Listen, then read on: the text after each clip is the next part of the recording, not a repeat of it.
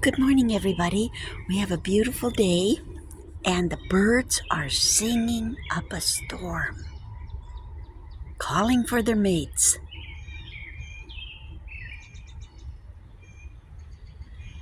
Yesterday, I cleaned the patio again.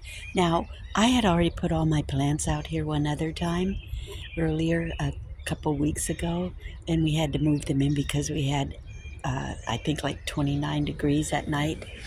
Um, and actually, I think I have to move them in again in the next day or two.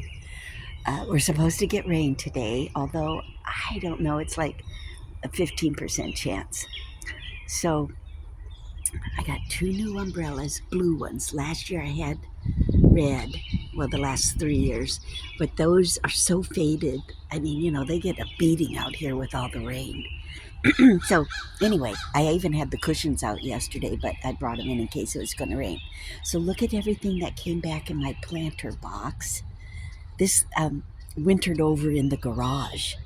So I have chives, lots of common violets, which I love. They just come in there somehow with seeds and grow. There's another one.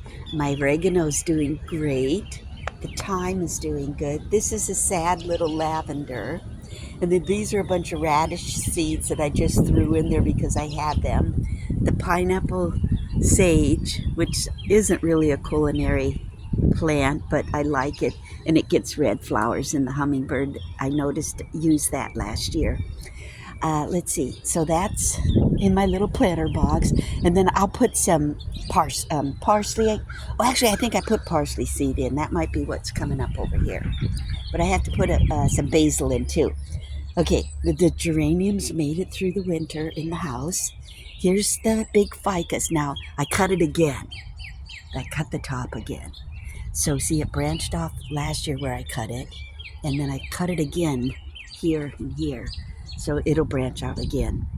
Um, let's see, and then over here's my daffodils, which are all done. And I wanted to make a note here. That's my Mayflower.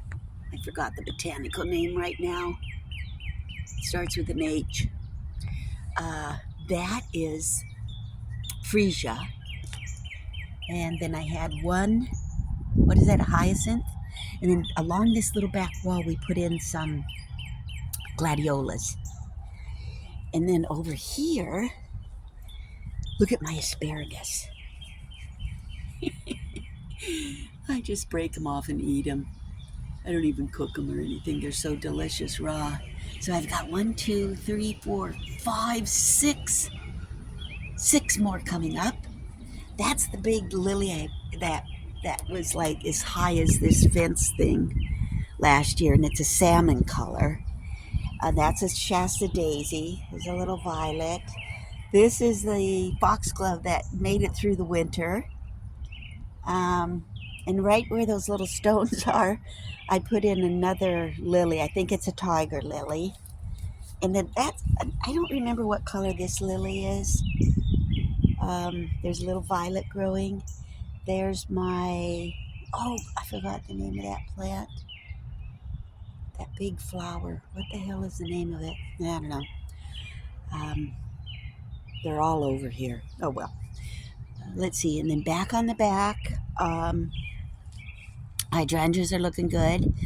That lime colored plant is a bleeding heart, and I think it's called a variegated because it's sort of a lime leaf. And then there's that one right there is a regular bleeding heart, but it got a little bit frostbit when we had that cold. Poor thing. Then that plant that looks half dead is an azalea that we moved. But it came back and it's doing fantastic, and then we got the frost. So hopefully she'll put out some more new leaves. And then over here is my lilac bush that we put in last year. So it looks good. And then I have one more over there that my friend sent me for my birthday last year. So I planted that one out. All of those over there is the wild black raspberries. And remember last year that was all because it was all completely empty because the machinery that they used to bring in to cut that big walnut tree, they trampled everything. But luckily The brambles have come back, so they're going to be fine. And then there's some plants down here which I might end up taking out. There's an old azalea and a rhododendron. The holly looks good. So, but I think I'm going to replace those old things. That, you know, they're just really old. The grass looks good. It's really coming in thick. And then those wintered over, the mums, chrysanthemums. And then that wintered over in the garage too. So that looks good. And look at a squirrel's already been digging in it. I think he buries walnuts in all these plants. This is a plant my neighbor gave me that we were going to try to keep alive through the winter. It's a, oh God, what the hell's the name of that plant? It's a vine. It'll come to me. Tony's cactus wintered over in the house. They look fantastic. Allie wintered over in the house. She looks good. But the odd thing I noticed about growing aloes here, and this is one I brought from California, is they don't get really dark green. They stay a little pale. I don't know if it's because of the lack of that high heat, or maybe it's too much moisture. She doesn't look too good anyway, but she's got new growth, so she'll be all right. As long as I can cut it once in a while if I get a burn. So anyway, that's it. Oh, Madagascar made it through the winter in the house, starting to send out leaves. This is the poor orchid that I have, the only one I brought with me.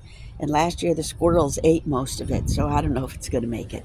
It never blooms. I just feel sorry for it, so I keep it. And Sansevieria is doing great. She wintered over in the house. And then the Spathiphyllum is already getting blooms again.